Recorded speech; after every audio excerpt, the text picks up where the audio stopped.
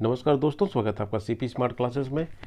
दोस्तों, आज के इस वीडियो में रोजगार से संबंधित सभी महत्वपूर्ण खबरों के साथ मैं उपस्थित हूं और एक एक खबर पर विस्तार से चर्चा करेंगे। तो दोस्तों, शुरू करते हैं वीडियो।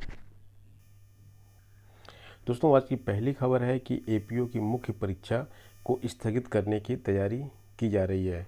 मुख्य परीक्षा इसलिए स्थगित की जा रही है क्योंकि अभी तक प्रारंभिक परीक्षा का रिजल्ट जारी नहीं हुआ है और ऐसे में 16 मई को प्रस्तावित यह परीक्षा करवा पाना बहुत ही मुश्किल है, क्योंकि 3 मई तक लॉकडाउन है और 3 मई के बाद भी लॉकडाउन कहाँ तक जाएगा, आगे बढ़ेगा कि नहीं बढ़ेगा, उसके बाद स्थिति क्या होगी।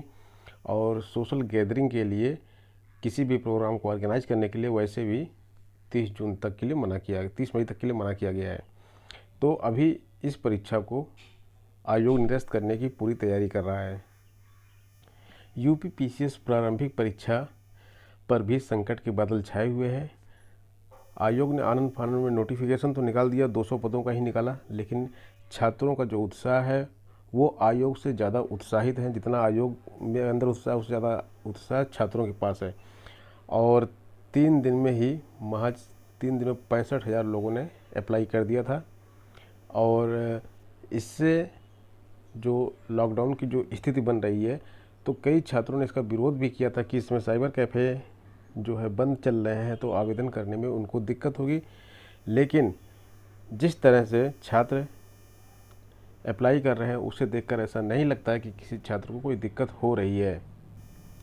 फ़िलहाल अभी इसकी जो परीक्षा तय की गई है वो 21 जून की गई है। कैलेंडर में 21 जून दिया गया है, लेकिन 21 जून को आयोग के लिए परीक्षा करा पाना थोड़ा मुश्किल लग रहा है, क्योंकि कोविड-19 के बढ़ते संक्रमण को देखते हुए अभी इस तरह के हालात नहीं है कि परीक्षा केंद्रों का चयन शुरू हो सके। इसके अलावा शारीरिक दूरी भी परीक्षा में सबसे बड़ी बाधा है और जिस तरह से आवेदन आ रहे हैं उससे तो यह तय है कि 200 पदों के लिए आवेदन कम से कम 5 लाख आने हैं। तो करीब 4 से 4.5 लाख के आसपास आवेदन तो आए थे लास्ट ईयर भी। तो इस साल जो है 5 लाख या उससे ऊपर आवेदन आने की संभावना है। सरकार की पहली प्राथमिकता सीबीएसई की परीक्षाओं को कराने की होगी। जो परीक्षाएं छूट गई हैं, कुल 83 पाठ्यक्रम हैं ऐसे जिनकी परीक्षाएं छूटी हैं। तो जैसे ही लॉकडाउन ख़त्म होगा या स्थिति नॉर्मल होगी तो सबसे पहले जो है जो परीक्षाएं कराई जाएंगी वो 10वीं और 12वीं की छूटी हुई परीक्षाएं कराई जाएंगी सीबीएसई की। जैसे ही हालात सुधरेंगे 10 दिन के अंदर ही सीबीएसई की 10वीं और 12वीं की परीक्षाएं कराई जाएंगी, ऐसा कहना है मानव संसाधन विकास मंत्री रमेश पोखरियाल निशंक ने ऐसा कहा है। और उनसे जो बात हुई है उसमें उन्होंने बताया है हिंदुस्तान को कि विचार विमर्श चल रहा है छूटी हुई परीक्षाओं को कराने के लिए और उच्च अधिकारियों के साथ विचार विमर्श इसके लिए किया जा रहा है। प्रवेश परीक्षा, प्रतियोगी परीक्षाओं, प्रवेश तिथियों से संबंधित सभी पहलुओं को ध्यान में रखकर निर्णय लिया जा रहा है, क्योंकि 12वीं की परीक्षा अगर नहीं होगी तो इससे काफ़ी दिक्कतें ये आ जाती हैं कि छात्र जो है आगे की प्रतियोगी परीक्षाओं में बैठने के लिए उनको दिक्कत हो जाती है, क्योंकि 12वीं का रिजल्ट ज़रूरी होता है इन चीज़ों के लिए। और सरकार चिंतित भी है कि ऑनलाइन पढ़ाई के लिए दिशा निर्देश जारी किए जा चुके हैं। सरकार 21 करोड़ छात्रों के भविष्य को लेकर चिंतित है। यूपी बोर्ड के उन छात्रों के लिए अच्छी खबर है जो एनसीसी में इंटरेस्टेड होते हैं और एनसीसी लेते हैं। तो अब एनसीसी को एक विषय के रूप में मान्यता दे दी गई है। जो एनसीसी छात्र लेंगे उनको एक सब्जेक्ट कम की परीक्षा देनी होगी। एनसीसी को भी एक सब्जेक्ट मान लिया गया है। 10वीं में अब 5 और 12वीं में 4 विषय ही पढ़ने पड़ेंगे। तो इससे क्या होगा कि एनसीसी का महत्व छात्र समझ पाएंगे और एनसीसी को वैकल्पिक विषय के रूप में लागू करने से छात्र छात्राओं का रुझान एनसीसी की तरफ बढ़ेगा। बाद में इसे विस्तारित करते हुए अन्य स्कूलों में भी लागू किया जा सकेगा। जिन स्कूलों में पहले से एनसीसी प्रशिक्षण चल रहा है वहाँ आकर अन्य बच्चे भी प्रशिक्षण ले सकेंगे।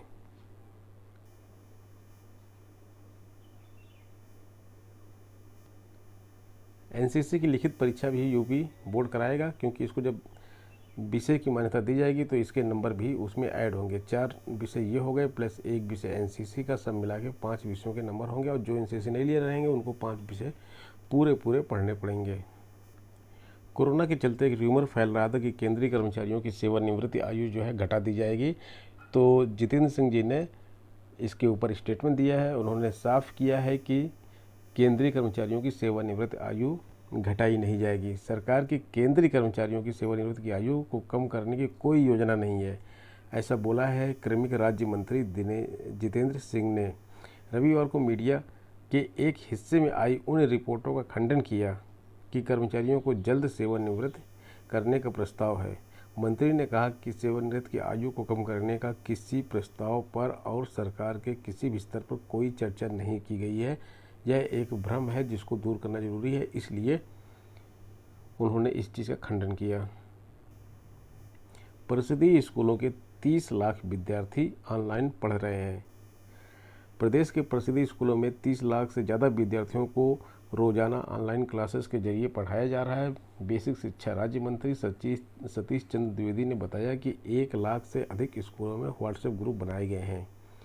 ऑनलाइन क्लासेस के लिए मिशन प्रेरणा की वेबसाइट पर नॉलेज सेंटर बनाया गया है, जिसमें टीचर्स कॉर्नर और स्टूडेंट्स कॉर्नर के जरिए शिक्षकों को पाठ्य सामग्री उपलब्ध कराई जा रही है। उत्तर प्रदेश राज्य विद्युत उत्पादन निगम लिमिटेड UPRVUNL में 353 पदों की वैकेंसी आई है। इसमें सहायक अभियंता के पद हैं, सहायक समीक्षा अधिकारी के पद हैं, स्टाफ नर्स के पद हैं। आयु 18 से 21 मांगा गया है और मिनिमम और 40 वर्ष मैक्सिमम मांगी गई है। शुल्क जो लगेगा आपको आवेदन करने के लिए वो 700 रुपये एवं 1000 रुपये है। पदानुसार है, कुछ पद के लिए 700 हैं, कुछ पद के लिए 1000 है। पात्रताएं जो दी गई हैं 65% अंकों से संबंधित विषय में इंजीनियरिंग या 60% अंकों से स्नातक या फिर 55% अंकों से प्रास्नातक, जैसा जिसमें मांगा गया है उसके हिसाब से।